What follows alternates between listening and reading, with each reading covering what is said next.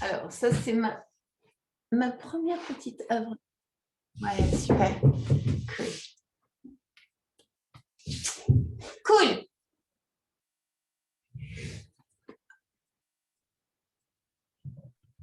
Alors, c'est bon là? Oui, très bien. Écoute, j'étais sur mon téléphone. C'est pour ça. Donc, Ah, c'est pas bien. Ce sont tes œuvres d'art derrière? ouais, c'est des petites peintures. Des petites peintures. Moi aussi, il y a ma Ah oui, c'est première bon. petite peinture. C'était un extraterrestre. J'avais Ah ouais, 16 ans. C'est ma première huile. Et c'est un extraterrestre qui prend une baie et qui la met dans la bouche. Et en ah fait, ouais. il rêve en fait qu'il est humain. Mais en fait, c'est un extraterrestre. Tu vois? Comment, comment ça va? Ça va, ça va, ça va. Ouais, il y a plein de choses qui basculent et qui bougent en ce moment, donc pas toujours évident, pas toujours facile, mais bon. Eh ben, écoute, tu sais quoi? Si tu veux, on parle un tout petit peu. Je mets sur pause. Je mets sur pause le recording, si tu veux, hein, comme tu veux. Ok, bonjour Aman. Bonjour Natacha. Tu veux te présenter? Finalement, on est arrivé. Comment? Finalement, on est arrivé. Oui, on a fini par y arriver. Tu voudrais te présenter qui? Bah, oui, bon, je m'appelle Aman oui, j'ai des héritages afghans. Ma famille vient de l'Afghanistan. Je suis né, j'ai grandi aux États-Unis. J'ai fait mes études en anthropologie culturelle. Après, j'ai utilisé plutôt ces études pour créer des œuvres d'art, pour travailler en tant qu'artiste, fait vraiment des projets qui étaient en utilisant toutes ces méthodes de recherche et tout ça d'anthropologie, ethnographie pour faire des œuvres d'art. Que c'était surtout dans les derniers 10-15 ans des installations in situ, des installations qui étaient créées dans les communautés pour voir c'était quoi un peu des sujets qui étaient importants pour cette communauté. Euh, et, euh, et voilà, ça fait quelques années là que je suis aussi j'ai tourné pas mal un peu des modalités de guérison, le chamanisme et tout ça, ça m'intéressait toujours avec une famille, avec des héritages, des liens de soufisme. Et avant le soufisme en Afghanistan, c'était le chamanisme. Et donc, tout ça, ça m'intéressait beaucoup. Et donc là, ça fait un petit moment que je fais des formations dans le chamanisme aussi. Et je me suis vraiment connecté avec cette approche d'être. Et là, toutes ces pratiques chamaniques et toute ma pratique créative, ça commence d'être plus ou moins la même chose en fait. Et donc, c'est pas nécessairement influencé, c'est pas un qui influence l'autre, ils sont pareils en fait pour moi. Donc, quand j'ai fait des travaux artistiques, c'est le travail chamanique et l'inverse pour moi. Et Une seule et voilà, même chose. C'est une c'est la seule et même même chose. chose au C'est la final. même chose. Ouais, Parce que c'est la même chose. finalement, c'est ce qu'on essaye de faire tous, hein, de revenir à une seule et même chose qui serait l'esprit même de ce que l'on ressent depuis toujours, quoi, et d'aboutir à l'être, quoi, à Bah oui. l'être. Ben oui, c'est ça, c'est ça. Et comme pour moi, la création artistique, c'était dans une manière comme une pratique spirituelle pour moi.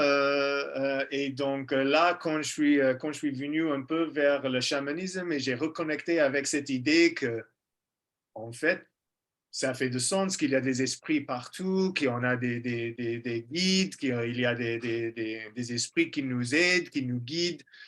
Et quand j'ai reconnecté avec ça, j'ai réalisé que même dans mon travail artistique, c'était là, c'est juste, je n'étais pas conscient de tout ça, qu'il y avait des guides qui m'ont guidé, il y avait des esprits qui étaient là pour me soutenir. Quand j'ai réfléchi des problématiques que j'avais et comment je suis sorti de toutes ces problématiques et comment ça a toujours marché, il y avait des choses qui ont tombé juste vraiment, oui, en fait, finalement, j'ai eu, ah, mais ok, donc ça, en fait, tout ça, c'était déjà là autour de moi et en moi.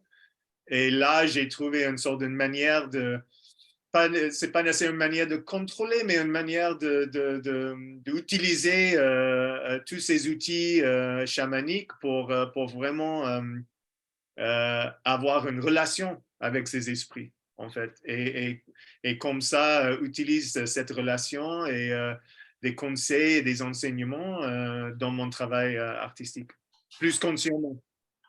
Plus que? Je peux utiliser tout ça plus, je ne sais pas le mot, more consciously. Oui. Avant, c'était déjà là, mais je n'étais pas conscient. Là, je peux consciously, je peux utiliser dans le travail. Ok, et justement, de ces derniers jours, là, on parlait de résurrection là tout à l'heure, on parlait de la mort et de la résurrection. Ces derniers temps, j'étais en train de me dire quelle est la différence entre Dieu, attention, hein, on va mettre des petites pincettes hein, sur ce mot-là, Adonai, Allah. Pour moi, c'est comment je pourrais expliquer ça si ce n'est une conscience, mais une conscience de contact, une conscience ouverte, une conscience mais de contact, c'est-à-dire comme une sensualité en contact avec l'univers, une sensualité universelle. Et Oui. j'ai envie de travailler sur cette sensualité parce que j'ai une élève qui me dit et qui veut réintégrer cette sensualité. Et en fait, c'est vrai que c'est quelque chose que j'ai souvent dit, sexualité, ouais, non, l'art, oui, sexualité, non, oui, l'art, oui. Finalement, on ne peut pas scinder, on ne peut pas dire ça, c'est pas ça. Mais cette conscience où on est, quand on dit conscience universelle, c'est peut-être pas très parlant pour les gens. En revanche, si moi je me dis c'est une sensualité que j'ai avec l'univers, c'est-à-dire tous mes sens, et y compris celui de l'énergie sacrée, en contact avec ça, peut-être que ça rejoint tes recherches, que ça rejoint la respiration euh, dont tu vas peut-être nous parler là dans quelques minutes, peut-être qu'on est toujours en train de tourner autour d'un seul et même sujet, tu vois, petite fourmi que nous sommes. Oui, je suis complètement d'accord avec ça. Et en fait, je pense quelque chose, peut-être surtout ici dans l'Occident, en fait, et dans un peu des grandes religions, il y a quelque chose qui n'était pas dans la base des religions, mais c'était quelque chose qui a été créé par des institutions de religion qui après ils essaient de contrôler comment ça marche et tous ces systèmes-là. Mais avant, avec tout le Dieu, cette énergie universelle,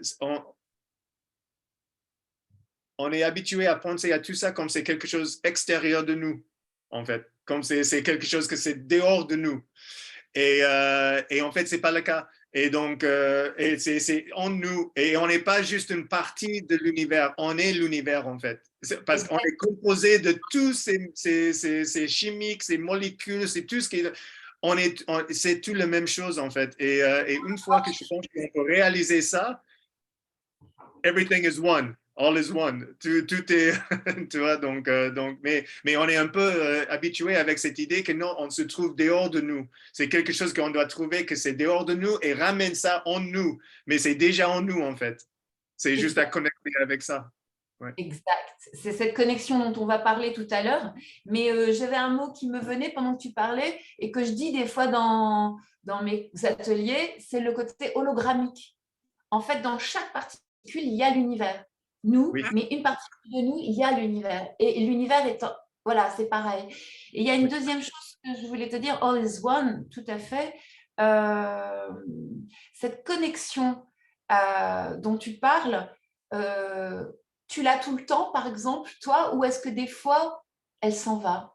Je pense qu'il s'en va. Il s'en va, je pense. Et c'est normal parce qu'on est aussi humain et on habite dans un monde matériel avec tout ce qui passe, avec le travail, le boulot, dans les rues des villes et tout ça. Donc, je pense que ça peut. C'est pas que s'en va, c'est juste qu'on va arriver d'être déconnecté. C'est toujours là. Mais c'est juste, on peut avoir des moments, des périodes dans notre vie, dans la journée, plusieurs périodes dans la journée, plusieurs moments dans la journée, peut-être qu'on se déconnecte. Mais c'est toujours là. Alors, est-ce que c'est qu'on se déconnecte? Parce que si c'est toujours là, est-ce que ça ne voudrait pas dire, je fais une réflexion philosophique avec toi là, est-ce que ça ne voudrait pas dire que les conditionnements sont tellement chargés et tellement embrumeux, quoi, tu vois, qui embrument la tête, like a cloud, you know, dark cloud, que c'est pas qu'on est déconnecté, c'est que on ne sait pas où est-ce que c'est, Oui, quoi, où est-ce que ça... oui, Parce c'est que possible. tout le temps, Tout à fait, oui. Parce que, oui, quand je dis on déconnecte, c'est pas, on ne peut pas vraiment déconnecter parce que c'est toujours là. Mais quand je dis on déconnecte, on n'est plus conscient de cette connexion. Donc, ouais, on est plus, we're not, we become unaware of it. On est moins conscient, c'est toujours là, mais comme tu as dit, c'est comme on est un peu perdu dans les nuages, dans la brume. Donc oui, non, c'est une bonne image, mais c'est toujours là et on est toujours connecté. Et du coup, nous, notre envie, à toi, je sais, parce que j'ai travaillé un petit peu avec toi, je sais, j'ai vu, et moi, c'est pareil, c'est notre envie, c'est de désembrumer, parce qu'on on a compris le process de ce désembrumement, mais bon, on n'est pas non plus tout le temps connecté, mais en tout cas, on sait à quel point c'est important de se désembrumer, d'enlever ces clouds. Et comment on fait? Comment on fait? Après, il y a un autre point que je voudrais reprendre avec toi sur la conscience sensuelle universelle, c'est que en fait, les hommes et les conditionnements et ce que les religions nous ont imposé, c'est souvent ce côté, parce qu'en ce moment, je suis en train de m'approcher de tout ce qui est la judéité. Je trouve ça intéressant aussi. Mais il y a ce côté toujours punitif qui serait à l'extérieur de soi et qui serait une punition. Et c'est là où on est complètement banané et berné, c'est qu'il n'y a pas de punition, quoi. Il n'y a pas de punition. Oui, oui, non, c'est ça. Parce qu'en fait, tout ça, c'est pour moi, c'est basé dans le jugement. Et on est toujours en train de juger nous-mêmes et les autres. Souvent. Et si tu mets le jugement, après, tu fais ah ben, ça c'est bon, ça c'est pas bon, ça c'est bien, ça c'est pas bien. Si c'est pas bien, il y a des punitions qui arrivent avec. Et donc voilà. Et après, le jugement, après, c'est quelque chose que moi, en ce moment, je travaille pas mal aussi. Après ça, c'est souvent basé dans l'amour inconditionnel. L'amour. L'amour inconditionnel. D'abord pour nous-mêmes, si on n'a pas, après, on a beaucoup de jugements sur nous-mêmes et l'amour inconditionnel vers les autres. Et donc, après, si on ne peut pas arriver, et ça, ce n'est pas une condition qu'on a, comme on a dit tout à l'heure, nécessairement tout le temps.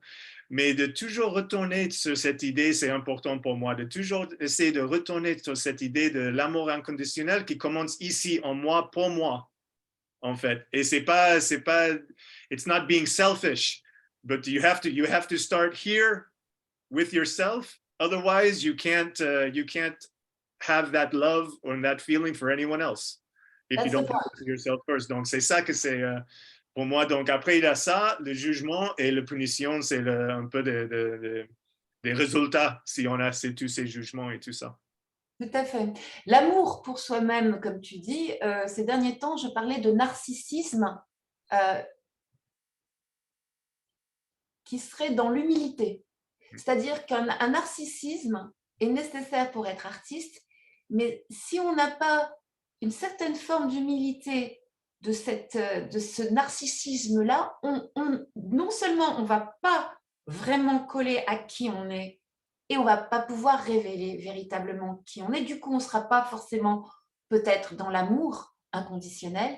Du coup, ce fameux narcissisme dont on parle, qui n'est pas bon, etc., c'est vrai, beaucoup d'artistes sont narcissiques et on l'est aussi, mais il y a aussi l'artiste qui se dit « je suis trop narcissique, je vais passer, je vais me faire petit ».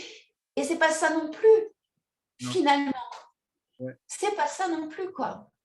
Alors, est-ce que tu pourrais me dire sur cette notion de narcissisme et d'humilité? Bah, je pense que tout est, bah, on a un ego et tout est une partie de notre ego. Tout, et même le narcissisme et tout ça. Et donc, c'est pour ça que moi, je suis pas vraiment je m'implique pas ou je m'engage pas beaucoup dans les traditions qui parlent beaucoup de enlever l'ego. On doit enlever l'ego, on doit dépasser l'ego parce que l'ego, c'est quelque chose, comme c'est quelque chose de mauvais. Mais pour moi, c'est pas quelque chose de mauvais, c'est quelque chose qu'on a besoin. En fait, l'ego, ça nous donne beaucoup de force, beaucoup d'énergie, beaucoup de vie, en fait. Et donc, le narcissisme, c'est peut-être un truc extrême. Ça peut être une attitude extrême dans l'ego, mais c'est aussi basé dans cette idée d'avoir une vraie attention sur soi. Que c'est pas un truc, c'est pas mauvais, ça, d'avoir une attention sur soi. Qu'est-ce que moi j'ai besoin? Qu'est-ce qui est bien pour moi? Et donc, tout ça, c'est tout à fait OK. Et en fait, c'est très bien. On a besoin d'être connecté avec nos besoins. Qu'est-ce qui est juste pour nous? Et tout ça. Et donc, après, avec cet ego, je suis d'accord avec toi, cette année, aussi un peu un thème pour mon année, depuis l'année dernière, c'est l'humilité. Et donc, ça aussi, c'est quelque chose de très égoïste dans une manière, parce que tout est basé dans l'ego. Mais c'est juste comment on utilise l'ego pour le bien ou comment quelqu'un peut utiliser l'ego pour le mauvais ou pour le mal. Euh, Très vite changer, hein. Ça peut être très vite. oui, Ça dépend ça peut. d'un ajustement de l'esprit, hein. Oui, et Quelque c'est pour part. ça que ça revient sur ta question tout à l'heure, que j'ai dit comment on peut faire ça. Et ça, pour moi, c'est un peu par les pratiques de la respiration, la danse, la créativité, d'autres personnes. Il y a plein de pratiques. D'autres personnes utilisent la méditation, le yoga, mais il y a un éventail des pratiques qui peut nous aider dans ça. Et voilà. Et je pense que c'est aussi pour enlever cette brume, comme tu as expliqué tout à l'heure, c'est aussi d'essayer de toujours garder cette conscience de connexion, cette conscience qu'on est, tout est en nous, et ça vient avec peut-être des petits rituels de matin aussi, des petits rituels de gratitude, des petits rituels. Il y a des petits rituels qu'on peut créer, des petites cérémonies qu'on peut créer dans notre vie, qui comme ça, on reste connecté avec cette monde sacré. Parce qu'à la base, c'est ça finalement. Aussi de rester, même si on est dans cette corps très viscérel, physique, matériel, on est là comme des énergies universelles pour expérimenter cette vie dans cette corps. Et c'est super. Et on peut faire tout ce qu'on veut avec cette corps et trouve le plaisir, si c'est un plaisir sexuel, un plaisir matériel, mais en même temps de ne pas perdre cette connaissance de sacré. Tout à fait. D'où je te disais tout à l'heure, mon approche en ce moment, puisque je fais la méditation du Merkaba, qui est le corps de lumière, et en fait, c'est vrai que la religion juive, je ne la connaissais pas vraiment beaucoup, mais ce qui m'intéressait, c'est ce truc que j'entendais, cette connexion tout le temps là, tout le temps là. Mais en fait, ce n'est pas que eux, c'est toutes les religions qui, prises une à une, dans leur essence, révèlent la même chose, c'est-à-dire cette reconnaissance du sacré en nous.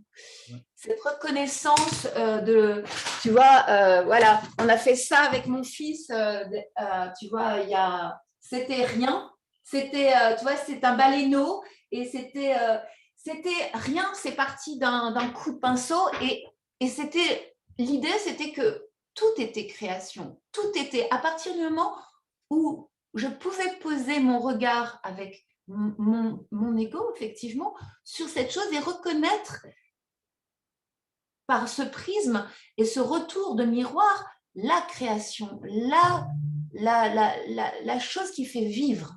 Oui. Et c'est ça, on est tous des créateurs et des créatrices. Tous, Merci. chacun et chacune. Et c'est ça que, comme tu as dit, avec les religions, c'est dans toutes les religions, en fait. Il y a une phrase que j'aime bien pour montrer un peu la différence entre des religions qui sont un peu plus orthodoxes et institutionnelles et l'autre qui est un peu plus mystique. Donc, même quand le judaïsme, il y a les kabbalistes et il y a des orthodoxes. En islam, il y a des orthodoxes et il y a des soufis. Il y a une ligne dans le Coran Dans le que, bouddhisme, oui, que pareil. le Dieu il avait dit à Mohammed que je suis plus proche à toi que ton veine jugulaire. Et donc, des orthodoxes, ils prennent ça pour dire que le Dieu, Allah, il voit tout, il est partout, il voit tout. Et donc, fais attention parce qu'il voit tout ce que tu fais. Tu vois, donc après, ça commence d'être le contrôle, le peur et tout ça qui vient avec. Mais les soufis, ils disent, ah, mais s'il est plus proche que notre veine jugulaire, ça dit qu'il est en nous. Bien sûr. Il est dedans. Donc, on est Dieu, en fait. On est Allah. Donc, on est tous des créateurs et des créatrices. Tu vois, donc c'est vraiment cette perspective qui change complètement l'approche vers la spiritualité. Et donc, comme ça, on crée tout le temps. Et là, on a tous ces études que moi, je commence à lire un peu, mais toutes ces études dans le physique quantique qui disent que même nous, on crée notre réalité. Donc, on est tous des créateurs et des créatrices de notre réalité, en fait. Donc, et ça commence d'être vraiment établi dans le physique, dans la science. Et donc, voilà quoi. Donc, On est juste limité par notre capacité à imaginer. oui, Et en plus, oui, quand on sait que quand on imagine et qu'on est capable d'imaginer, de visualiser, c'est que ça existe déjà. oui, Et on pourrait se dire, qu'est-ce que je pourrais imaginer de plus fou, de plus beau, de plus grandiose pour cette planète? Pour nous, pour les humains, pour qu'ils survivent, pour qu'on dépasse le stade de l'autodestruction.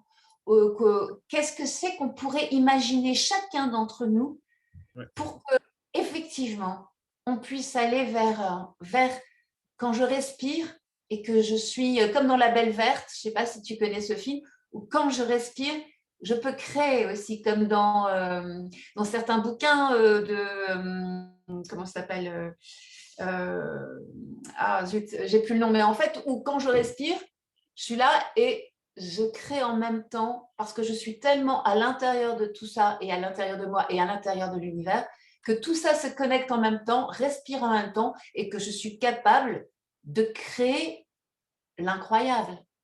oui. Et avec ça, avec cette idée de la respiration, juste à la base, si on regarde la respiration, juste à la base, la connexion que c'est déjà là entre nous et les arbres, Tout à fait. avec, avec l'oxygène et carbone dioxyde. Et donc là, juste à la base, on regarde ça et comment on peut dire qu'on n'est pas connecté avec la nature, on n'est pas connecté avec le monde autour de nous? C'est impossible en fait, c'est impossible.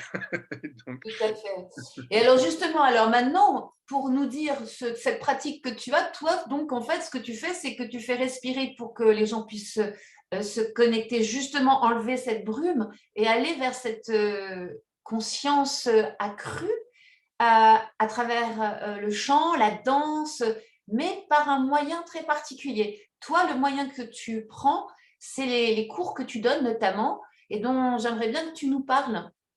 oui, merci. Donc oui, donc moi, même pour moi personnellement, je fais d'autres choses aussi, mais quelque chose qui m'a parlé beaucoup la première fois que j'ai fait, c'était une pratique qui s'appelle la trance danse chamanique, que tu as assisté quand j'étais à Montpellier.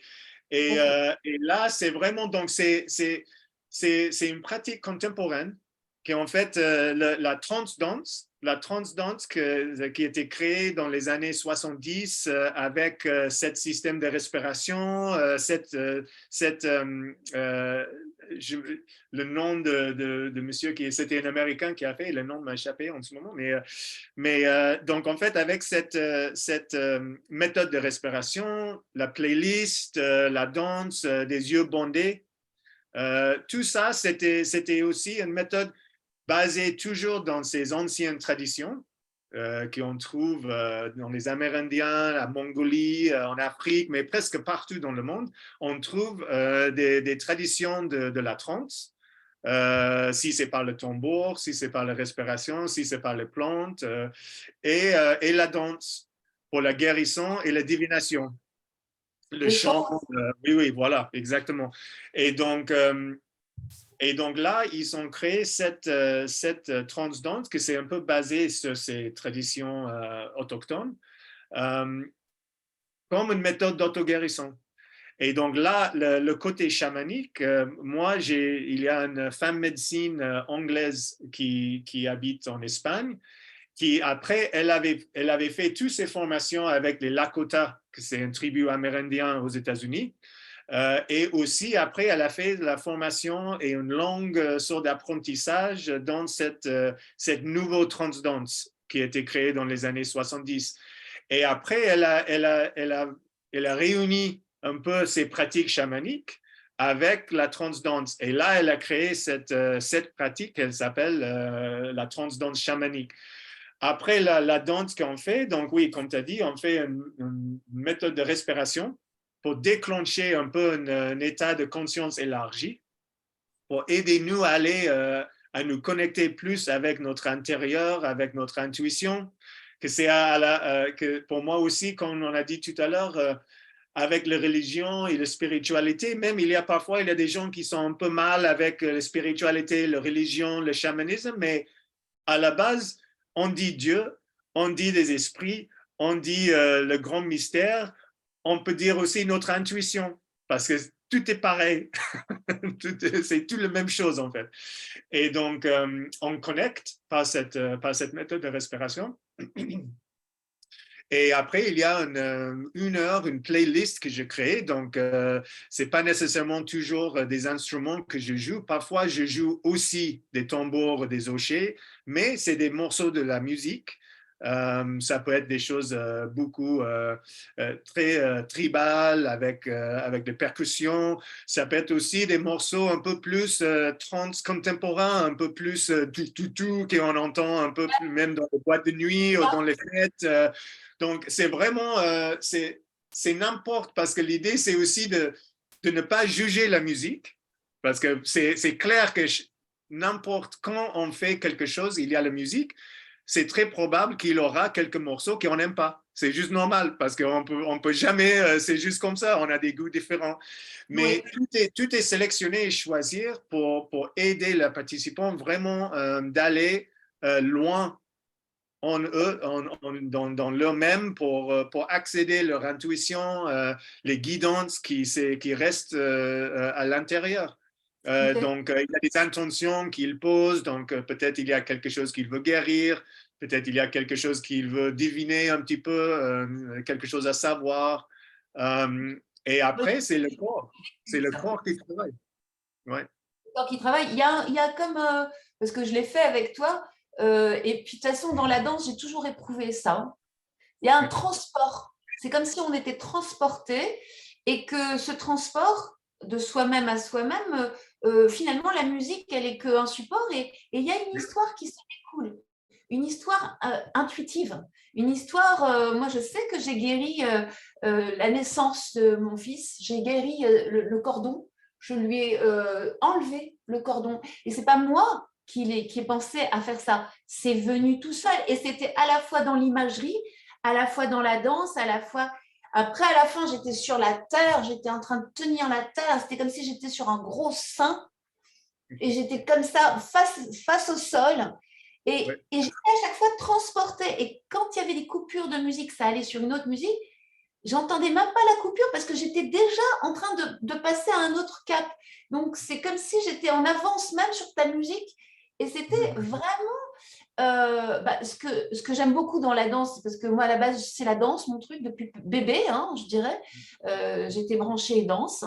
Et en fait, une dame m'a dit, c'est pas bien, parce que quand j'avais travaillé énergétiquement, elle m'avait dit, tu t'évades, tu t'en vas, tu n'es plus là.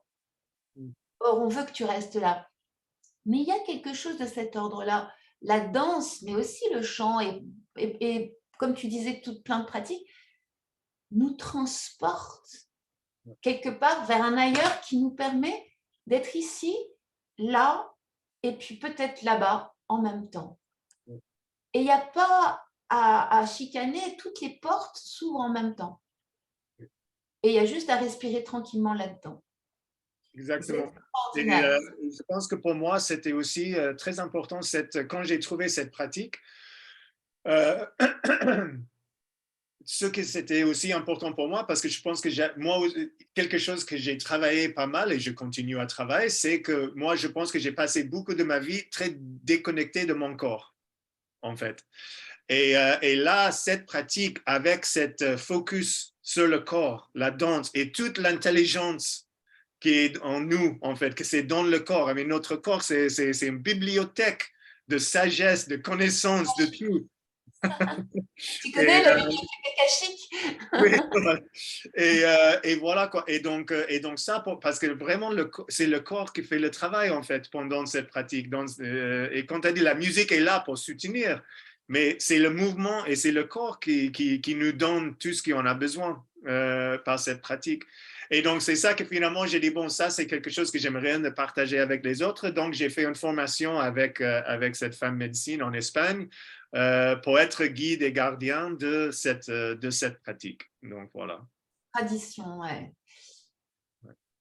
Ouais. Et cette respiration, tu dis que elle n'est pas si compliquée que ça. Hein.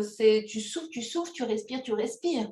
Oui, En non, c'est pas compliqué. C'est deux inspires par le nez et expire par la bouche. Et tu fais ça le plus fort et le plus vite possible. Mais après, chacun ajuste la manière qu'il fait.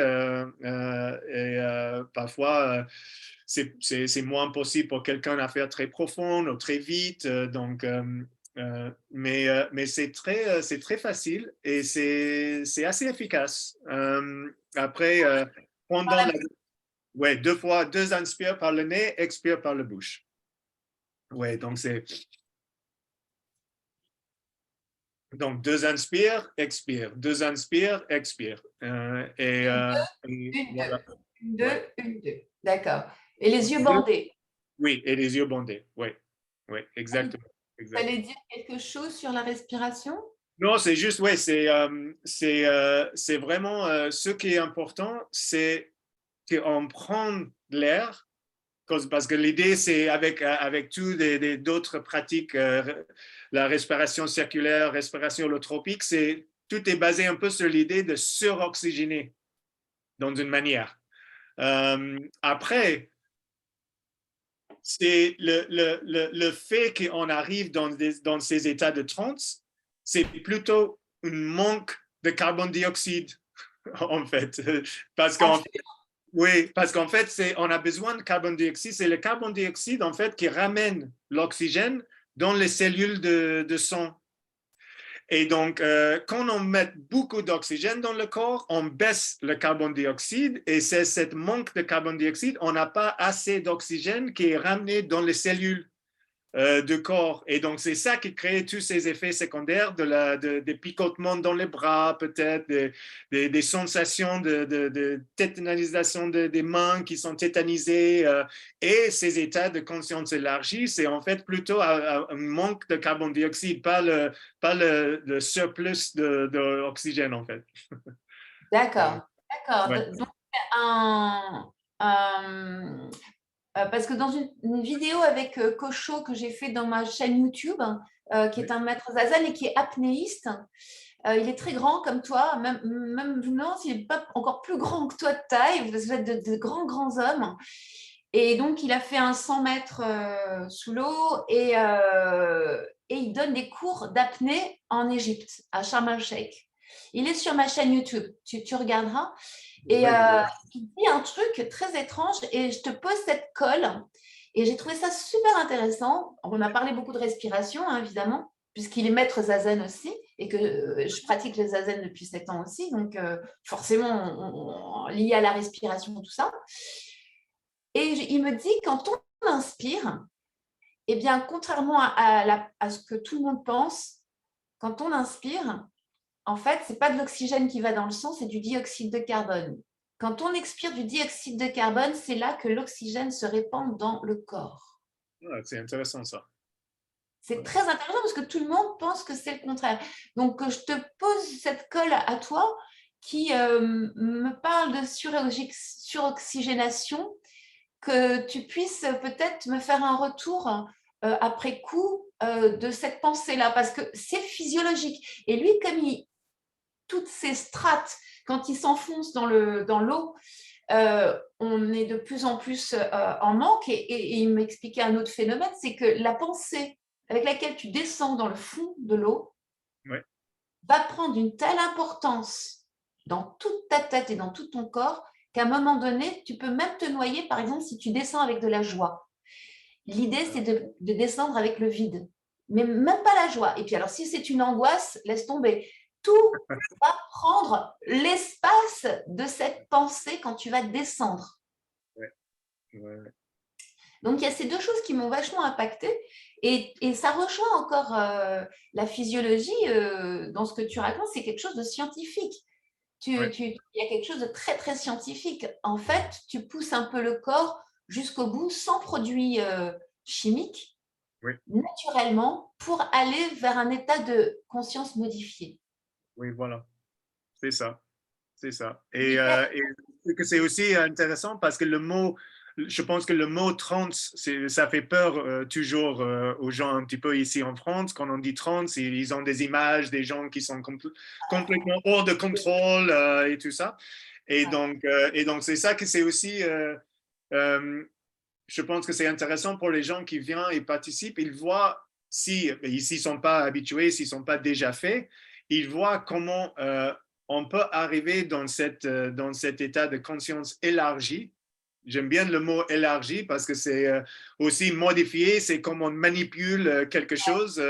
Et donc, j'aime bien, on peut être dans cet état de conscience élargi, mais rester aussi conscient de où on est. Donc, c'est un peu comme on a un pied dans le monde invisible et un pied dans ce monde-là.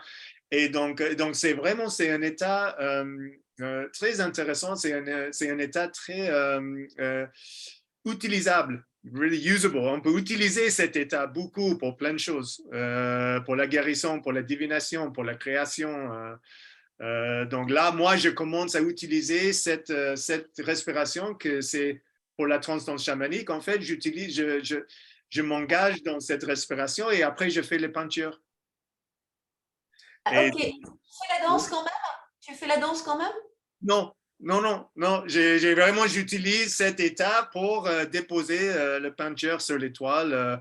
Parce que moi, dans tous mes travaux artistiques, j'ai jamais vraiment fait des peintures en fait. Comme j'ai dit, moi j'ai pas fait les études dans les beaux-arts non plus. Je peux même pas dessiner une pomme si quelqu'un me demande. Je peux faire quelque chose, mais ça va pas ressembler à une pomme peut-être. Mais après, une fois que j'ai commencé juste à me lâcher, parce qu'après, il y a un autre trance qu'on peut avoir juste dans le fait de faire une peinture, dans l'acte. Donc, ça, c'est la trance créative qu'on peut avoir sans respiration, sans produit, sans rien, en fait. Juste quand on est en train de créer, on peut aller en trance. Et donc, moi, j'ai toujours senti ça dans mes autres travaux, mais jamais avec une peinture, en utilisant le peinture et tout ça. Et donc, ça, c'est un peu nouveau pour moi. Donc, j'expérimente avec plein de choses. Je fais des peintures sans rien, j'ai fait des peintures avec la respiration et vraiment de me connecter un peu avec cette médium que je ne connais pas du tout en fait. Donc, Et tu vois une différence quand tu fais la respiration et quand tu la fais pas pour la peinture, quand justement tu vois une différence? oui, ça peut être différent. Je pense que ce qui vient, ça peut être différent. Mais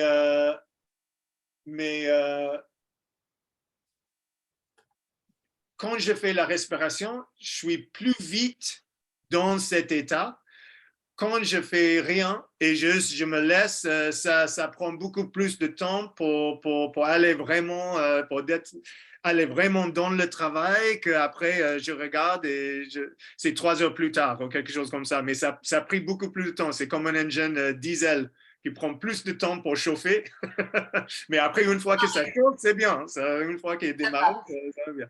Mais Et ça avec va la aller, respiration, c'est un peu plus vite. Donc, je fais la respiration et je suis directement dans cet état. Donc voilà, c'est plutôt ça. Mais après, l'état qui arrive, honnêtement, c'est pas très différent en fait. Parce que juste dans l'acte de création, dans la créativité, je pense que même ça, c'est une manière d'aller dans un état de conscience élargi. tout à fait. Ouais. Et peut-être que tout performeur ou tout musicien ou tout danseur pourrait, pour se préparer, rentrer, parce que à l'école de l'énergie que je faisais, j'avais posé cette question parce que j'étais beaucoup dans le Qigong Tai Chi, puis à un moment donné, j'étais à l'HUE, Human Universal Energy, so in St. Louis, in United States. Ouais. It's I've been there 30 years ago, and I work with that energy. And I asked, can I do that for myself when I'm doing a performance, theater one or whatever, the singing? And she said to me, no, it's not good. I said, why? Et elle me dit, non, tu dois pas utiliser l'énergie universelle pour des choses basses.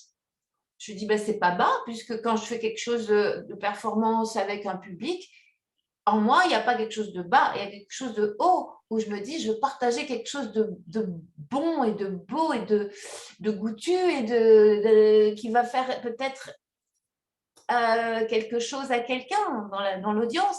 Donc, me faire un soin à mon 7e chakra, à moi toute seule, je trouvais ça évidemment normal, quelque chose comme Ouais, toi, l'aspiration, ouais, je suis d'accord. Ouais. la faire avant d'aller sur scène.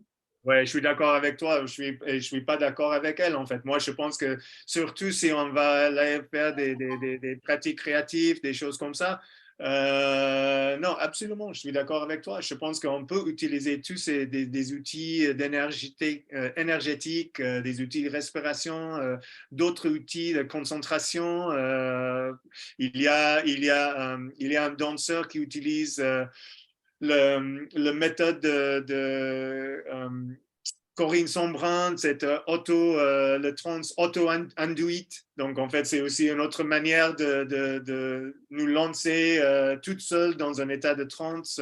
Moi, je ne connais pas, mais il y a un danseur qui utilise ça avant qu'il va sur la scène aussi pour aider d'aller vraiment dans son intuition pour la danse et tout ça. C'est Et, quoi c'est quoi son nom? Son nom? Corinne Sombrin. Le danseur, je me souviens plus son nom. J'ai juste vu un truc, mais je pense que tu peux trouver si tu fais une recherche danseur trance auto-induite. C'est Ok, le méthode de Corinne Sombrin et il fait des petits conférences ici ailleurs. Ouais. Corinne Sambrin. Corinne Sombrin, ouais. Elle était aussi, tu sais, son histoire, Corinne Sombrin, cette Française, elle était journaliste, je pense, elle était en Mongolie. Et elle a aussi une sorte de, elle était dans une cérémonie avec des chamans et en fait, elle est partie en transe avec le tambour et tout ça. Et apparemment, des gens là-bas, ils ont dit qu'en fait, elle était chamane. Et donc, elle a fait tout un parcours un peu dans le chamanisme. Mais après, pour elle, c'était aussi intéressant de voir qu'est-ce que ça fait scientifiquement, physiquement dans le corps quand on est dans un état de transe. Donc, elle a commencé à faire pas mal des recherches et des expérimentations avec les gens qui vont en transe avec plein de petits nodes pour voir tout ce qui passe dans le cerveau. Et là, elle a créé cette institution Transscience avec d'autres personnes où il fait beaucoup de recherches des recherches scientifiques sur cet état, sur les états de transe et comment les états de transe peuvent nous aider dans la guérison et la créativité. Donc, transscience, ouais. Donc, c'est assez intéressant et je pense que c'est surtout pour des Occidentaux, Je pense que ils ont besoin un peu cette validation scientifique Ouais.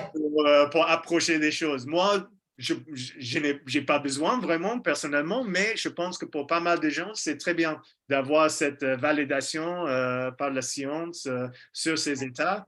Et ça va leur aider d'aller un peu explorer, expérimenter avec. C'est vrai que tu soulèves un point, c'est que les artistes ont ça de commun. Et quand je dis artistes, ce sont les créateurs, hein. Je ne parle pas forcément d'artistes. Euh, j'ai rien contre, hein, mais qui sont connus, qui sont dans un cadre particulier, qui refont la même chose et où finalement la créativité n'est pas si importante. C'est plutôt un show quoi, qui se passe et c'est admirable. Mais moi, ma recherche, elle n'est pas là. Ma recherche, elle est effectivement dans ce que tous les artistes aiment, c'est-à-dire t'en fais partie, de découvrir tout le temps, de tout le temps découvrir, de tout le temps être en recherche, parce que finalement, c'est plus fort que tout, c'est plus fort que la misère, c'est plus fort que la haine, c'est plus fort que la peur, c'est plus fort que la dépression. Parce qu'il y a aussi la dépression, des gens qui ont des dépressions et qui ne s'en sortent pas et qui se tuent des fois parce qu'ils ne voient pas qu'il y a une possibilité autre. Et cette capacité de tout le temps s'auto-générer une appétence pour ce qui est créatif et création, c'est vraiment donné, c'est ce qui, pour moi, définit beaucoup les artistes, quoi. Ouais, non, je suis complètement d'accord avec toi et de rester toujours ouvert aux possibilités. Vraiment, Oui, de ne pas fermer.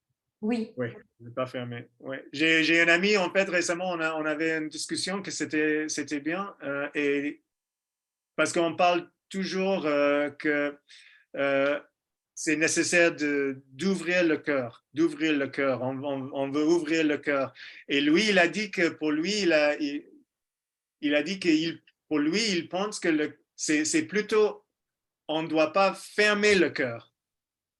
Et donc, c'est un peu l'expression, on doit changer parce que le cœur, c'est ouvert à la base, mais on se ferme, on le ferme, on le ferme, on le ferme. Donc, il a dit, on doit arrêter de dire, on doit ouvrir le cœur, on doit commencer à dire, on doit arrêter de fermer le cœur. J'ai pas qui c'est cette personne, mais c'est très, très juste. C'est qui cette Ouais, personne? C'est ouais. un artiste? C'est un ami ici, ici à Paris. Ouais. Je veux bien connaître ton ami. Il est Ouais. très juste. C'est très, très juste ce qu'il dit. C'est sensible ce qu'il Ouais. dit. Ouais. Ouais, non, exactement. Et Maintenant, c'est de ne pas fermer le cœur. C'est ça que pour connecter à ceux qui ont été en train de discuter, de rester, de garder tous ouverts et de ne pas fermer. Ouais, donc c'est ça que c'est alors, important. tout Et à les fait. artistes, c'est ça. Si, essayent de faire ça en tout cas.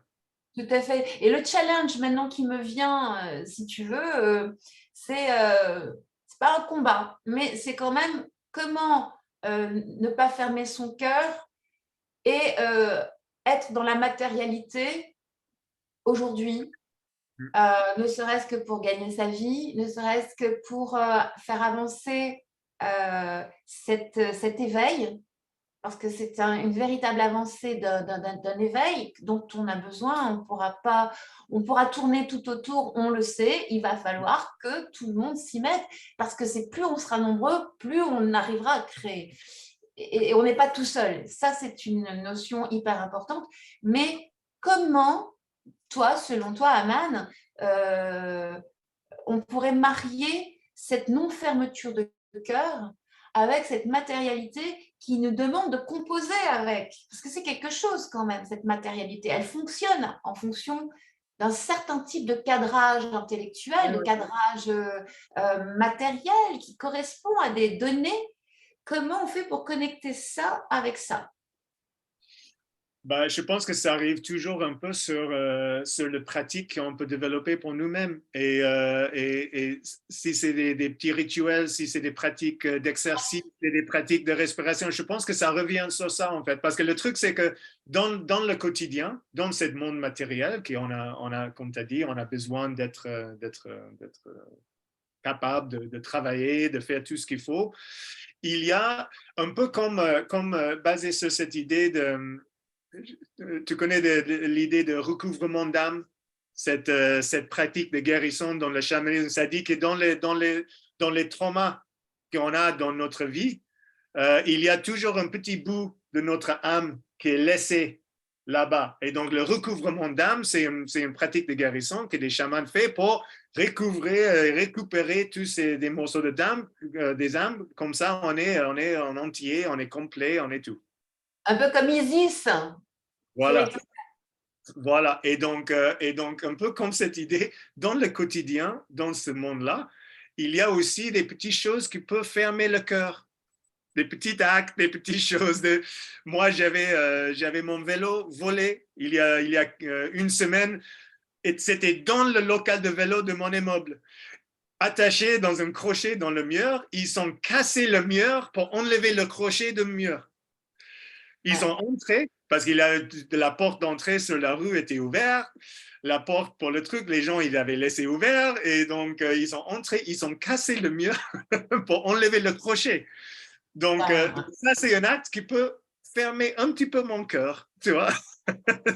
Et donc, c'est toujours des pratiques qu'on peut avoir, des choses pour ne pas laisser cette fermeture, tu vois, pour laisser tout ouvert. Et après,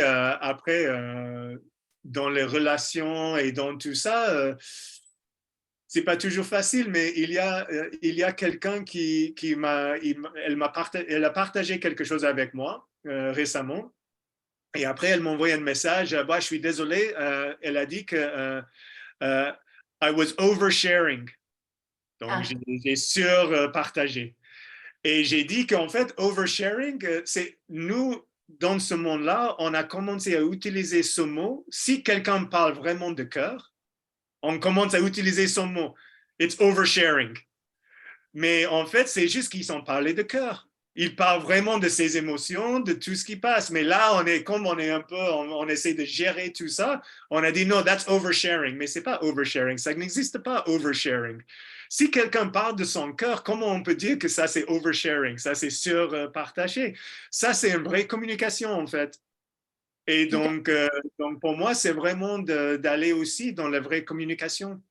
Et petit, il y aura des gens qui sont pas prêts pour ça, c'est clair, qui ne peuvent pas parler à ce niveau-là. Mais c'est ça qui est nécessaire aussi pour nous, de rester avec cette cœur ouvert, de garder cette cœur ouvert et dans une communication empathique et honnête.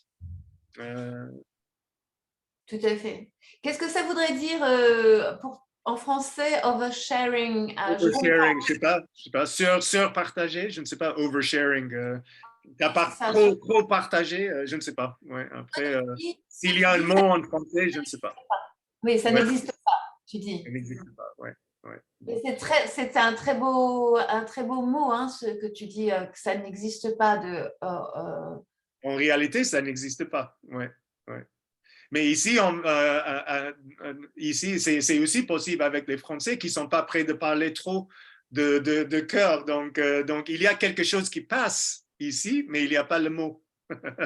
Parce que les gens qui pensent que you're oversharing, j'ai déjà eu ces situations que j'ai dit quelque chose et les gens, ils savaient pas comment répondre en fait. Parce que j'ai partagé que j'avais ce problème, avec mon ex, tac, tac, tac, et j'étais un peu choqué. Donc pour eux, c'était oversharing en fait. Ils n'étaient pas, prêts. Mais tout à l'heure sur le cours d'hier, l'atelier d'hier que j'ai fait, où il y avait un oversharing, mais c'est vrai que dans la pièce, je voyais tout ce que la personne sortait. C'était presque visuel, je dirais. Et en même temps, je me disais, comme tu sais qu'on prend beaucoup dans nos cellules. Hein. Quand quelqu'un meurt, on prend dans nos cellules. Quand Ouais, quelqu'un crie, on prend dans nos cellules. Quand on crie, on prend dans nos cellules. Quand on est, qu'on a le cœur qui se ferme, on prend dans nos cellules aussi. Et c'est ouais, vrai que des fois, je me dis comment ne pas être trop perméable. Et je me suis dit, bah, respire, reçois et ça devrait aller. Parce que c'était énorme. Hein. Et j'ai dit, ça devrait aller, ça devrait aller, ça devrait aller. Et ça a été. C'était énorme, mais ça a été. ouais, ouais, ouais. Et il a fallu que je me raisonne quand même pour me dire, tu vois, et c'était effectivement peut-être qu'on a travaillé beaucoup sur cette acceptation parce que c'est émouvant. On ne sait plus où on va quand on est ému. C'est Ouais. mouvant. Et là, si on n'est pas aligné avec quelque chose de l'ordre de l'esprit, on peut penser qu'on va, Ouais, tu vois. ouais, Donc finalement, pour combler, pour que la matérialité et puis cette non-fermeture de cœur marche, et puis pour s'en sortir sur cette planète, c'est-à-dire que finalement, que tout doucement, ça se décoince pour qu'on puisse gagner aussi notre vie en transmettant ça. Parce que c'est pas, ah non, c'est, je transmets une énergie, l'énergie de l'argent est encore là. L'énergie, l'art des gens. En fait, il y a quelqu'un qui m'a dit, c'est l'art des gens. L'argent, c'est quand tu sais donner l'art aux gens ou quand tu mhm. sais partager cet art avec les gens. Il y a peut-être des solutions comme ça. Je ne sais pas. Moi, je cherche encore comment Ouais, faire parce que je vois l'urgence aussi. Et j'imagine que ouais, toi aussi. Je vois ouais, l'urgence. Je ouais. l'aperçois. Elle est même palpable. Je Oui, la oui, sens. ouais, Et des fois, je me dis, ah là là, je pourrais. Mais bon, tu vois. ouais, ouais, absolument. Non, je sens complètement ce que tu sens, ouais, ouais, ouais. Donc voilà, je reste dans mes pratiques, je garde que le cœur ne ferme pas et ça reste réceptif à tout ce qui est là et tout ce qui peut venir et au même temps reste active dans le processus de travailler vers tout ce en cherchant des nouvelles propositions, des nouveaux projets, d'être active aussi. Parce que moi, il y a une idée d'accepter et laisser tout ce qui vient et accepter tout ça, mais ça ne dit pas que tu ne restes pas active non plus dans ta vie. Et donc, moi, je continue, même si j'accepte là maintenant un peu plus tout ce qui va passer. Et ça, c'est très possible que ça va passer pas exactement comme je veux, mais sera passé comme j'ai besoin, en tout cas. Et en même temps, moi, je reste active, j'envoie des propositions, je cherche des petits projets ici et ailleurs et je continue de faire mon travail créatif. Euh, et Bah, voilà. c'est super juste. Moi, je te remercie beaucoup de m'avoir permis de faire ce Zoom que Ouais, j'espère partager avec d'autres personnes parce qu'en fait, c'est justement à ce moment-là, tu as laissé ouvert et tu n'as pas fermé et tu as dit OK, tu ne connaissais pas, tu ne savais pas de quoi. Et en fait, on se rend vachement compte qu'il y a quelque chose de très, très commun et que en fait on est sur des mêmes pistes et que enfin voilà, je te remercie de tous ces partages que tu viens de faire. J'espère que ça va pouvoir éclore. Et est-ce que tu as un site, un lieu à Paris où tu es active et est-ce que tu fais ça en ligne? bah, d'abord, merci à toi, Natacha, beaucoup d'avoir m'invité. Et Ok. j'ai un site que c'est mon nom, amanmojadidi.com. Et là-bas, c'est possible de voir un peu plus d'infos sur la transdanse chamanique et tout ça. Et il y a aussi une page, j'ai créé une page Facebook qui s'appelle Trans ta vie. Trans- Ouais, et Trans ta vie, c'est une page où il y a pas juste la transdanse chamanique, mais aussi avec la maman de ma fille, on a commencé à faire des ateliers ensemble, des ateliers d'une journée. Là, on va faire un stage de week-end en mai, fin mai. Et ça, c'est ça, c'est Trans ta vie. Donc, c'est des états de conscience élargis, différentes. Là, pour le stage en mai, on va faire pour le week-end, il aura une cérémonie de cacao, une journée respiration holotropique et aussi transdanse chamanique. Dans les journées qu'on fait à Paris, on fait souvent à Paris, on fait à l'espace Jaya, que c'est un espace au 20e. Et là, dans ces journées-là, il y a aussi souvent la transcendance chamanique, respiration circulaire, d'autres pratiques, yoga, un peu d'autres pratiques corporelles. Donc voilà, donc amanmojedidi.com et Transtavie, ce page. Voilà, tout est là. Super, super. Bah, écoute, j'ai hâte de te retrouver, de retravailler, voire de créer un jour quelque chose. Je te remercie parce que c'était super intéressant et merci pour ton sourire et merci pour ton énergie aussi parce que je sais qu'on en a besoin. Dieu sait si on en a besoin. Merci beaucoup. Merci beaucoup, Natacha. Prends soin de toi. Et toi aussi, passe une belle journée. Toi aussi. Merci, Aman. Merci. À très bientôt. Au revoir à tous. Au revoir. À très bientôt.